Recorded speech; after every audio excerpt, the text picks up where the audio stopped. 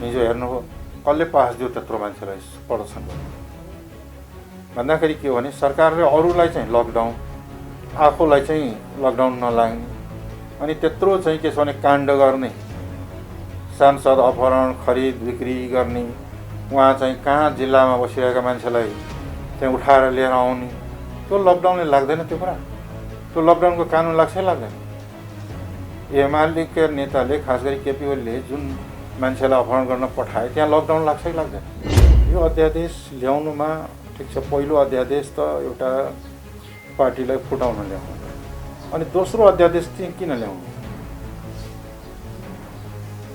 दोस्रो अध्यादेश के भन्दाखेरि संवैधानिक परिषदमा विपक्षी दल रहने व्यवस्थालाई र सर्वसम्मतबाट गर्नुपर्ने निर्णयहरूलाई उहाँले विपक्षीलाई हटाएर बहुमतले गर्ने भनेपछि स्वच्छचारिताको त्यहाँ देखिन्छ स्वेच्छाचारी ढङ्गको चाहिँ के छ भन्दाखेरि तन्त्र जसलाई आजकल मान्छेले ओली तन्त्र भन्दैछ त्यसको त्यो अधिनायकत्व या त्यसको अधिनायकवादी शासन प्रणालीतर्फ डोर्याउने यो चेष्टा नै गलत हो कसैले मलाई फलानले अपहरण गर्यो या फलानले ज्यान मार्यो फलानले यस्तो गर्यो म पीडामा भएँ भनेर पीडित व्यक्ति चाहिँ के छ भन्दाखेरि उपचार माग्न राज्य कहाँ जाँदाखेरि राज्यले उपचार लिन्न किनभने यो मेरो मान्छेको विपरीत छ भन्न पाउँदैन यसरी गर्यो भने विधिको शासन र कानुनी राज्यको अन्त्य हुन्छ र अहिले नेपालमा चाहिँ के छ भन्दाखेरि न्याय मर्न लागिसकेको छ न्यायको हत्या हुँदैछ अब कुनै पनि मान्छे पीडित भयो काठमाडौँमा उसले नजिकको प्रहरी कार्यालयमा गयो भने जा वहाँ महोत्तरी जा तेरो घर कहाँ छ त्यहाँ जा भन्नुको अर्थ के हो भन्दाखेरि न्याय पाइँदैन पहिला राजा महाराजा कहाँ जाँदाखेरि मान्छेले यसो घन्टी बजाउँथे गेटैमा घन्टी हुन्थ्यो घन्टी एउटा सामान्य व्यक्तिले पनि घन्टी बजाएपछि राजा सुन्न आउँथ्यो कानुनी राज्य भनेको त्यो हो अहिले त के छ भन्दाखेरि मान्छे न्याय माग्न जाँदाखेरि उल्टै तिनलाई चाहिँ के छ भन्दाखेरि धप्काउने डप्काउनेदेखि लिएर थर्काउने काम भइरहेको छ भन्दाखेरि अब अर्को कुरा के छ भने लोकतन्त्रको त हत्या भइरहेको छ लोकतन्त्र कमजोर पारिँदैछ अब न्याय पनि दुर्लभ्य हुने भयो जनताको लागि होइन विधि समाप्त भयो न्याय प्रणाली समाप्त भयो जनताले न्याय नपाउने भए भ्रष्टाचार बढ्यो दुराचार बढ्यो स्वच्छचारिता बढ्यो लोकतन्त्रको गला चाहिँ के निमोट्ने कार्य भयो भने त्यतिखेर जनआन्दोलन र जनसङ्घर्ष कसैले रोकेर रोकिँदैन कसैले चाहना गरेर पनि हुँदैन त्यो जनताले आन्दोलन गर्छ बोली तन्त्रको अन्त्य नै यसको समाधान हो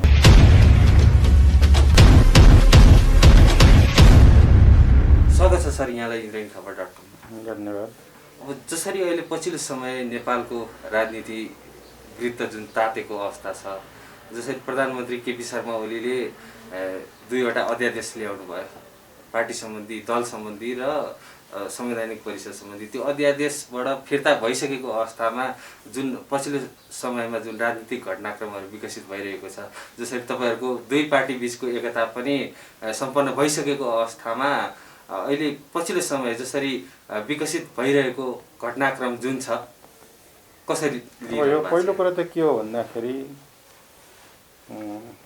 केपी शर्मा ओलीको नेतृत्वमा सरकार बनेदेखि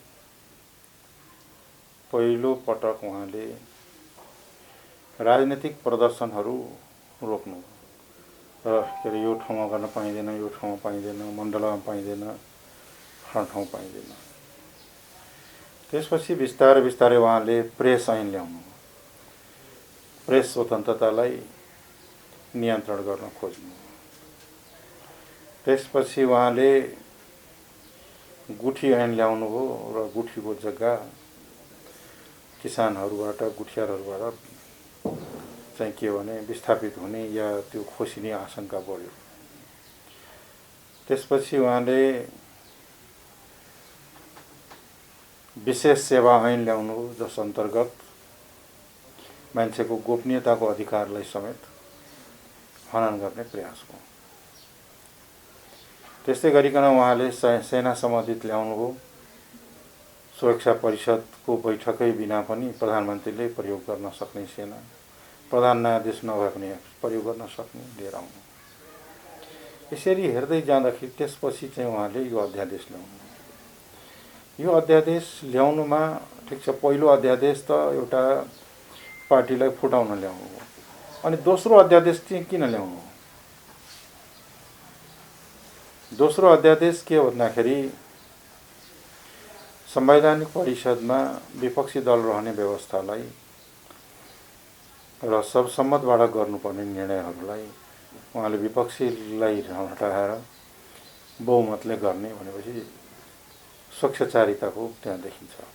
भन्दाखेरि यत्रो जुन क्रियाकलाप भएको छ यसले मुलुकलाई कहाँ लैजान्छ यति मात्रै कुरा भएको भए पनि त्यसले निश्चित रूपमा मुलुकमा लोकतन्त्र, कानुनी राज, विधिको शासन जसलाई हामी भन्छौँ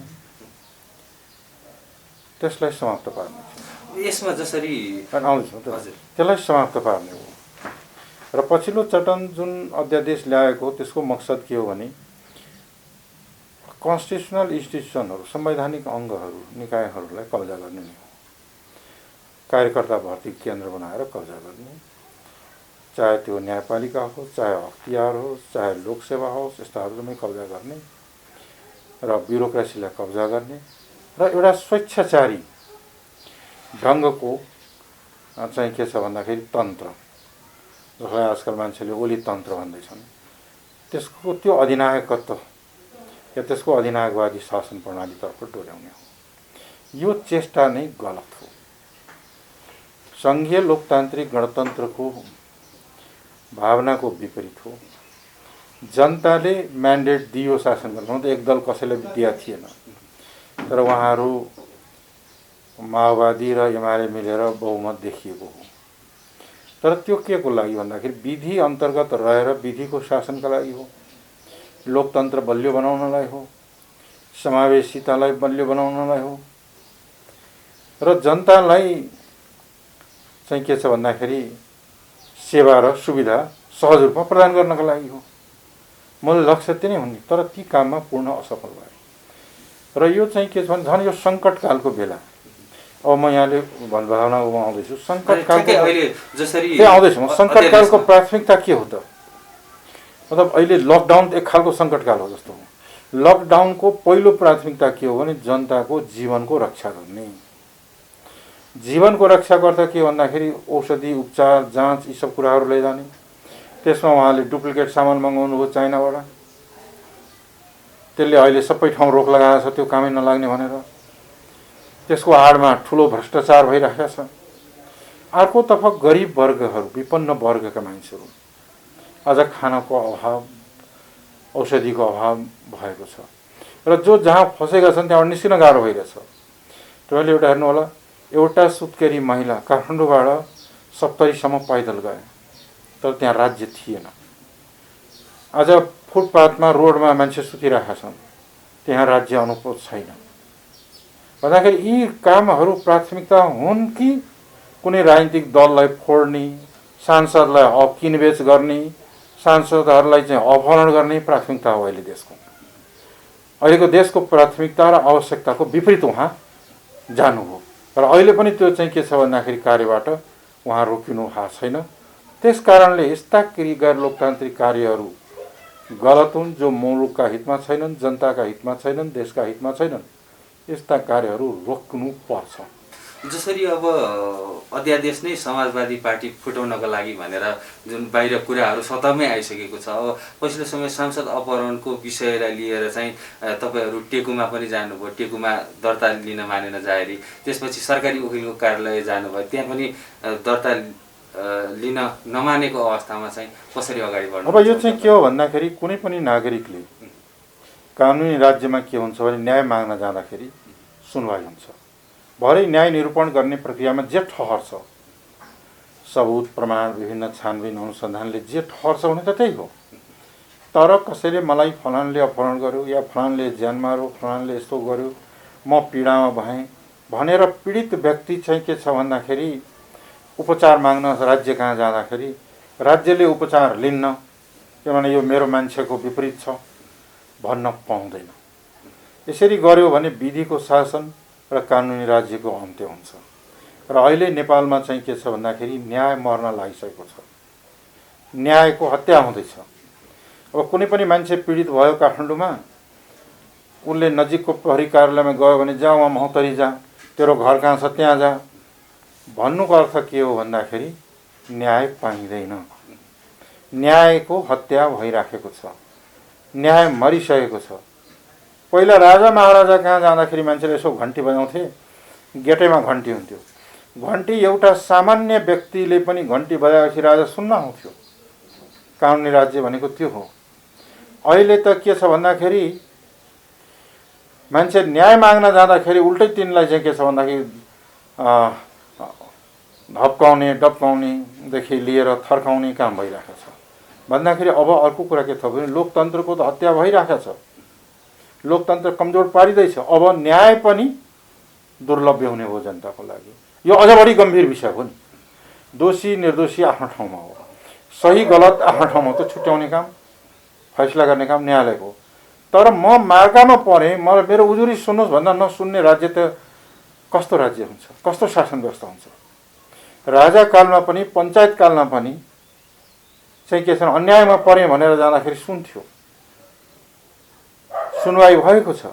तर अहिले चाहिँ गणतन्त्रमा यस्तो सुनवाई नहुनु भनेको हिजोको राजतन्त्र भन्दा पनि चरम गैर के भन्छ भन्दाखेरि अन्यायपूर्ण शासन व्यवस्था हो। त यो गणतन्त्र तपाईहरुले ल्याउनु भयो, हामीले ल्याएको गणतन्त्र जनताका लागि ल्याएको हो। तर सरकार चाहिँ के भइदियो भन्दाखेरि जनविरोधी भयो। त्यस कारणले अब चाहिँ के छ भन्दाखेरि हामीले सडकमा, पछि सदन खुल्ला सदनमा, त्यसपछि न्यायालयमा, राष्ट्रिय न्यायालयमा होला, नभए अन्तर्राष्ट्रिय न्यायालयमा हुन्छ कि ह्युमन राइट अर्गनाइजेसन समक्ष हुन्छ कि हामी यो अभियानलाई जारी नै राख्छौँ। जस्तो अब सांसद अपहरणको विषयमा यहाँले अपहरण भयो भनिरहनु भएको छ तपाईहरुले। अब फेरि नेकपाबाट चाहिँ आङ्काजी शेर्पाले चाहिँ अपहरण गरेको डाक्टर सुरेन्द्र यादवलाई भन्ने कुराहरू बाहिर आइरहेका छन्। होइन, ती हावादारी कुरा हुन्। जो अपहरित भयो उसले दिएको निवेदनलाई नै हेर्ने हो कि कसो, होइन कि जो सरकारमा बसेको छ उसले चाहिँ अपहरण देख्छ देख्दैन भनेको उसको विषयको वस्तु होइन। यो न्याय निरूपणको विषय हो, विशुद्ध न्यायिक कार्यको विषय हो, प्रशासकीय कार्य होइन। यो प्रशासकीय कार्यलाई न्याय निरूपण हुनबाट रोक्नु भनेको अपराध हो, जुन कार्य भइरहेको छ। अब जनता समाजवादी पार्टी बनिसकेपछि यो सुरुवाती चरणदेखि जसरी चर्चामा छ, अहिले पछिल्लो समय जुन किसिमको जनता समाजवादी पार्टी भित्रै अहिले डाक्टर बाबुराम भट्टराईको एउटा अन्तर्वार्ता पनि रेडियो नेपालले हटाएको छ ठाडो निर्देशनमा।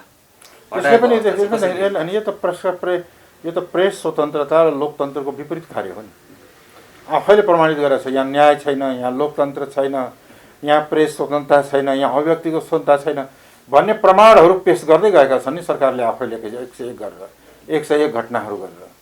जुन राज्य सरकारले आलोचना सुन्न सक्दैन, होइन अर्काको विचार सुन्न सक्दैन, उसले लोकतन्त्रलाई के गर्छ, समाप्त पार्दैन।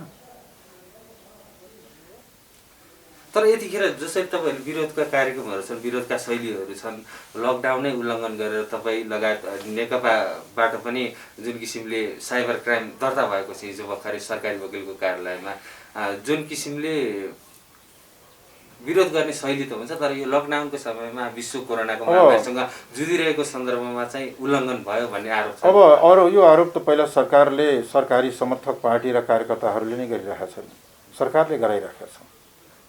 हिजो हेर्नु हो कसले पास दियो त्यत्रो मान्छेलाई प्रदर्शन गर्न भन्दाखेरि के हो भने सरकारले अरूलाई चाहिँ लकडाउन, आफूलाई चाहिँ लकडाउन नलाग्ने, अनि त्यत्रो चाहिँ के छ भने काण्ड गर्ने, सांसद अपहरण खरिद बिक्री गर्ने, उहाँ चाहिँ कहाँ जिल्लामा बसिरहेका मान्छेलाई चाहिँ उठाएर लिएर आउने, त्यो लकडाउनले लाग्दैन। त्यो कुरा, त्यो लकडाउनको कानुन लाग्छ लाग्दैन। एमालेका नेताले खास गरी केपी ओलीले जुन मान्छेलाई अपहरण गर्न पठाए त्यहाँ लकडाउन लाग्छ कि लाग्दैन? कसरी गए त, कसरी आए यत्रो टाढा 400 किलोमिटर? यी सब कुराहरू चाहिँ के छ भने के देखाउँछ भन्दाखेरि राज्य सरकारमा रहेकाले सरकारले आफ्ना स्वार्थपूर्तिका लागि लकडाउनलाई उपयोग गर्दैछन् भन्ने कुरा त प्रमाणित हुन्छ नि। तर तपाईँहरू केही दिन अगाडि बैठक पनि बस्यो नेपाली काङ्ग्रेस, राप्रपा र तपाईँहरूको दलबीच जुन किसिमले शक्ति सङ्घर्ष गर्ने, यो सरकारको विरुद्ध आन्दोलन गर्ने भन्नुभएको छ। अब सरकारी वकिलको कार्यालय टेकु प्रहरी परिसरमा पनि तपाईँको उजुरी नलिसकेको अवस्थामा चाहिँ कसरी अगाडि बढ्नुहुन्छ? ठ्याक्कै कस्तो हुन्छ शक्ति सङ्घर्ष? हामीहरू के हो भन्दाखेरि निरङ्कुशताका विरुद्ध लडेका हौँ। लोकतन्त्रका लागि, मानव अधिकारका लागि, प्रेस स्वतन्त्रताका लागि, नागरिक स्वतन्त्रताका लागि हामीले जीवनभर सङ्घर्ष गर्दै आएका हौँ र हामी लोकतन्त्र र स्वतन्त्रताका लागि, न्यायका लागि हामी बाँचुन्जेल लड्छौँ। हामी जनताका बिचमा जान्छौँ, हामी सङ्घर्षमा जान्छौँ। यदि राज्यले आफूलाई सुधार गरेनन् भने सङ्घर्ष बाहेक अरू के बाटो हुन्छ र? फेरि पनि ६२-६३को आन्दोलन जस्तै ठुलो आन्दोलन फेरि पनि पहिलाको जस्तै निरङ्कुशता हुने हो भने त्योभन्दा ठुलो आन्दोलन पनि हुन सक्छ। यो निर्भर गर्छ राज्यमाथि, सरकारमाथि। उसले कसरी शासन सञ्चालन गर्छ। विधि सम्मत ढङ्गले सञ्चालन गर्यो, विधि र प्रक्रियाबाट सञ्चालन गर्यो, कानुनी राज्य भयो भने हामी निर्वाचनको प्रतिस्पर्धाको बाटो छ। होइन, विधि समाप्त भयो, न्याय प्रणाली समाप्त भयो, जनताले न्याय नपाउने भए, भ्रष्टाचार बढ्यो, दुराचार बढ्यो, स्वच्छचारिता बढ्यो, लोकतन्त्रको गला चाहिँ के निमुट्ने कार्य भयो भने त्यतिखेर जनआन्दोलन र जनसङ्घर्ष कसैले रोकेर रोकिँदैन, कसैले चाहना गरेर पनि हुँदैन। त्यो जनताले आन्दोलन गर्छ। हुन्छ, हामी अन्तिममा चाहिँ अलिकति अब नेकपा भित्रको जुन आन्तरिक शक्ति सङ्घर्ष छ, अन्तरसङ्घर्ष छ, यो सतहमा आइसकेको अवस्था छ, यसलाई चाहिँ यहाँले कसरी निहालिरहनु भएको छ? मैले चाहिँ यो चाहिँ के छ भने सरकार सञ्चालन गर्ने सञ्चालकहरूकै गलत क्रियाकलापको दुष्परिणामको रूपमा हेरिरहेको छु। यसले जुन पछिल्लो समय ठ्याक्कै जोडेर हेर्दा यो राजनीतिक घटनाक्रम जसरी विकसित भइरहेको छ, मुलुकलाई कुन दिशातर्फ लाँदैछ? मुलुकलाई अराजकता, अन्योलता दिशामा लगेर, राजनीतिक अस्थिरतातर्फ लगेर तानाशाह बन्ने सपना देखेको जस्तो लाग्छ। यसको समाधान के त? यसको समाधान के हो भन्दाखेरि ओली तन्त्रको अन्त्य नै यसको समाधान हो। यहाँले यो महत्त्वपूर्ण समय र संवादको लागि धेरै धेरै धन्यवाद। हवस्, यहाँलाई पनि धेरै धन्यवाद।